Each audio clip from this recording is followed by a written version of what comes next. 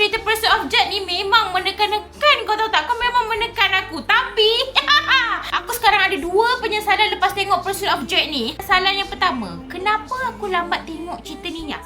Sumpah cerita ni best gila nak mati. Dia macam oh my god. Penyesalan pertama aku, sekarang ni dah lepas tengok 40 episod, aku nak tengok cerita apa babe? So damn freaking good babe. Kau bayangkan, orang perempuan yang kecil Molek ni kerja apa? Sembelih babi, kau tahu tak? Dia boleh angkat babi-babi tu semua.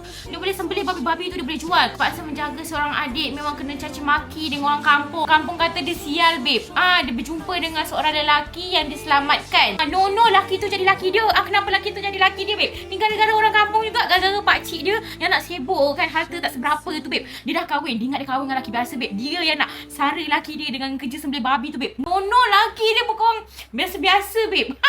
Dugaan dia tu macam babe, kampung dia satu kampung kena serang, kena perang, dah terbakar-bakar tu kan. Dia kecil Molek macam ni je tau. Very dramatic kan, dia nak lawan kan.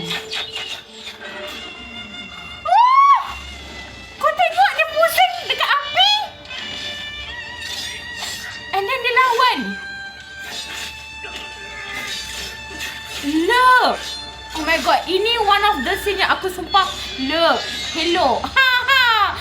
Ni tak boleh kahwin dengan lelaki, ambil live-in husband kan, supaya nak mempertahankan rumah kau. Tiba-tiba kampung kau kena serang. Tiba-tiba lelaki kau pula tinggalkan kau. Tiba-tiba adik kau hilang, kau nak pergi cari adik kau kat mana. Dah mencari adik kau tu, kau cari lelaki kau sekali. Tiba-tiba kau yang pergi berperang. Tiba-tiba raja pula berkenan kat kau. Dia memang banyak tiba. Aku menyesal lambat tengok. Aku menyesal dah tengok sekarang ni. Tengok cerita apa? Cerita apa patut aku tengok ni? Aku dah lama tau tak excited tengok cerita.